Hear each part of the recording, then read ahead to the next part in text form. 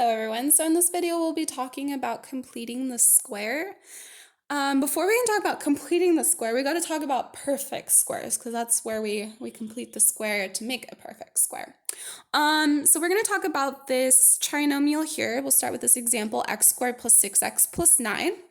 And what we can do is we can use a visual. This is using what we call algebra tiles to make an area model of this function. So we've got three different tiles that we're working with. We've got our x squared tile. This has a dimension of x by x. Then we have our x tiles that has the dimension of x by 1. And then we got our ones tiles, which have the dimension of 1 times 1.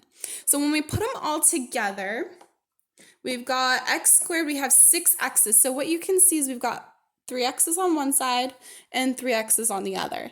This is showing that the dimensions of this square is going to be x here plus 3 because there's 3 one lengths here. And then this one's going to be x plus 3 because again there's 3 ones here. And then these 3 by 3 multiply and we get 9 little ones in the corner. So this is showing that we've got 1x squared, 6 x's, and 9 ones, which is what we have right here at the top. Now there's another way we can write this, not as a trinomial, which this is what we call standard form. So standard form, I'm gonna write it up here, is in the form ax squared plus bx plus c. So that's what we call standard form. We can also write the same exact equation in what we call vertex form, which we've talked about before. And that's just using the dimensions of the area. So we've got x plus 3 times x plus 3, which is x plus 3 squared. This is vertex form, if you remember from what we've been graphing quadratics earlier. X minus h squared plus k. Now this is, again, we call this a perfect square because it perfectly made a square with the same exact dimensions. In this problem, our a value would be 1, our h value would be negative 3, and our k value would be 0. But this is in vertex form. So that's kind of our whole goal today is we're going to be working with something that's in standard form and we're going to convert it into something in vertex form. If it's a perfect square, it's really easy to do. If it's not a perfect square, we have to make adjustments. So let's make a quick adjustment to this. Let's change this. Instead of a 9, let's change it to an 8.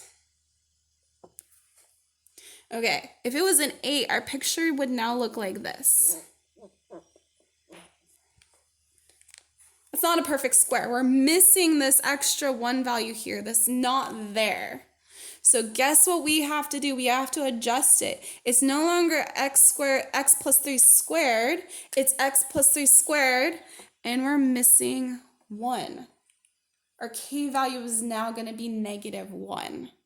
So that's one way to think about these problems. You can always adjust. Now, if we had too many, let's say that this was plus 10, that would mean we'd have this box here, this one, and we'd also have an extra one that's not a perfect square either. Guess what? That's going to change this equation to plus 1. Okay, so that's kind of the visual. You're always welcome to draw algebra tiles. Your homework is actually going to ask you to draw algebra tiles.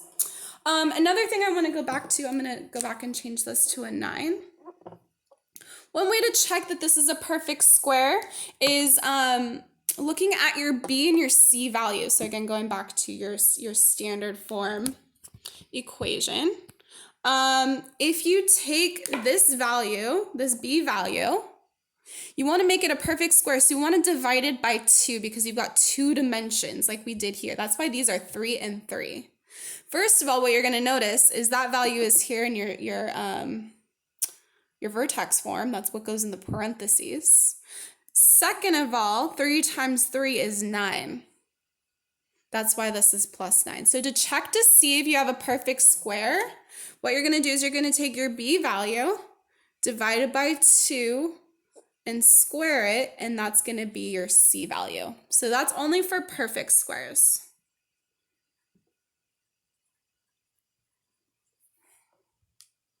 Okay, so keep that in mind. If you have to ever check to see if you have a perfect square, that's what you're going to do. All right, so let's get on to some algebra. I'm going to show you the same exact problem, but doing it algebraically, but it has that same process in mind. Okay, so we've got x squared plus 6x plus 9. Actually, we're going to make it not a perfect square. So let's go to that first example. We're going to make it plus 8. The way I like to do it is I like to chop off my c value. We're going to ignore it. That's going to be part of our k value when we put it in vertex form. Okay, so as we were saying before, we need to make this a perfect square. So if you chop this off and ignore that 8 on the side, what would have to go here to make that a perfect square? Remember that formula I just said? We take our b value, which is 6, divide by 2 and square it. Now we've already done this. We know that that's 9. So guess what? We're going to add 9 in. Now, we're dealing with algebra. You can't just add in something. You have to balance it. If we add in 9, we can also subtract 9. And again, we're going to chop this off. This is going to become part of our k value. This is our perfect square. We know the dimensions of our perfect square. It's a 3 by 3, or x plus 3 by x plus 3 square. Remember, it's what we have to divide our dimension by 2. So this is going to turn into x plus 3 squared. And our k value, which is our adjustment, is going to be minus 1. There's one example. Let's do another one.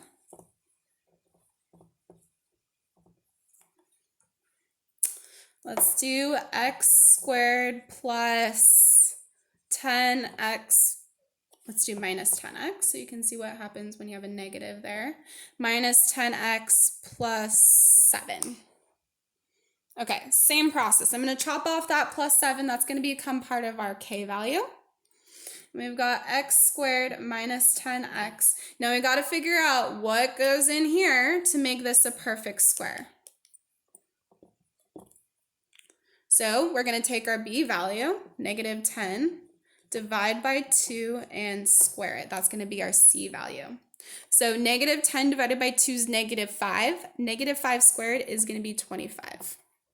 And it's positive 25 because a negative, when you square it, becomes positive. So we're going to add in 25 there. We're going to subtract 25 there. This is going to have the dimensions of x minus 5 squared, because it's a negative, and then that's going to be our k value. So we have x minus 5 squared, and then negative 25 plus 7 is going to be negative 18. So that's our k value. All right, let's make this harder for ourselves. What happens when we have an a value? So an a value is a number in front of the x squared term. So let's make this a little bit easier. X squared plus, let's go 2x minus 3. Okay, so again, here's how this works. With perfect squares, if you're thinking about the picture, this is saying we have 2 blocks. So if we're drawing this out, we'd have 2 of these x squared blocks. And then it's all about how many x's that you have here. So think about it like you have 2 separate ones. Okay. All right, now I like to think about it, actually let me change this to a 4 because that's gonna make our lives so much easier. Okay, so I like to think about it like with 1 block. So if we only have 1 block, so if we have, let's go back to our picture now that I've changed the problem to make it a little easier. If we have 2x squareds, we have 4 x's. So we can have 2 x's over here and we can have 2 x's over here, right? But let's think about it only in terms of 1. Let's ignore the fact that we've got 2. And we only need 2 1s, but we've got negative 3 1s. So again, I like to adjust for just one of them. So what I do is I divide the 2 out. Again, we're going to ignore the 3. So I'm going to take this 2 out. So think about like we're factoring out the 2. Again, we're going to ignore the 3. We're not going to take it out of the 3. Okay, now we've got just one block that we're looking at. That's this one here. So we know we need that to be a +1. You can see that from the picture, or you can take the 2 divided by 2 and square it, and you'll get 1. Okay, but now that we've added in this 1 here, remember we got to balance it off. It's not really 1 though. It's really 2 times 1. So when we subtract it, we've got to subtract out the 2 times 1. You can just leave it as 2 if you wish. So this one, as it factors, it's going to be 2. This box here has the dimensions of x plus 1 times x plus 1. So x plus 1 squared. And then -3 minus 2 is going to be -5. Okay. All right, now what happens if you're dealing with a negative a value? It's the hardest one. Let's go with -x squared plus, let's go with 8x plus 6. Okay, if you've got a negative a value, guess what? You're going to treat it just like how we did the other one. You're going to just take the negative out. So again, we're going to chop off this 6 value.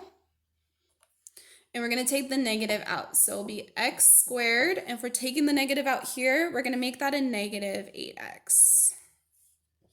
And then again, we'll leave that as +6. So what goes in here? We take the -8, divide by 2, we get -4. -4 squared is 16. Now here's the tricky part when we're balancing. So we added in this +16, but guess what? It's not really +16. It's really a negative times 16. So it's really -16. If we're going to balance -16, we're going to add 16. Okay, so again, we want them to balance, and so we're not adding in extra values that we shouldn't have.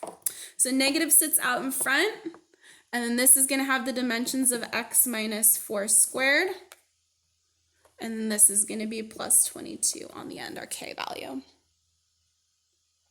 All right, last scenario. What if we have an odd number? Notice all of our b values have been even. What if we have x squared plus 3x minus 4? Okay, we've got an odd value here. What do you think is going to happen? We're going to have fractions. It's not going to be super pretty. So I like to keep the fractions rather than working in decimals. So this is where showing your work is really going to help. So again, we chop off the -4. X squared plus 3x. Now we're going to take this value, we're going to do 3 divided by 2 and square, just as we've done for all of our other ones. We can't divide 3 by 2. So we're going to leave it as a fraction. Now when we square a fraction, we square both the top and the bottom. So that's going to be 9/4. So guess what? We're going to add 9/4. And we're going to subtract 9/4 to balance it off. Okay, now this is going to have the dimensions of after we divide by 2, so that's going to be 3/2. So x plus 3/2 squared. And then we're going to have to simplify this. Now again, I like to keep everything in fractions, so guess what? We need to make the 4 in terms of, with a denominator of 4. So the 4 is going to turn into a -16/4 minus 9/4. That looks like it's going to add to -25/4. So that's what we're going to add to the end. So that would be our completed answer. All right, so I hope that this helped you with completing this square. If you have any questions, write them down and ask during our live session for the week. Thanks for joining.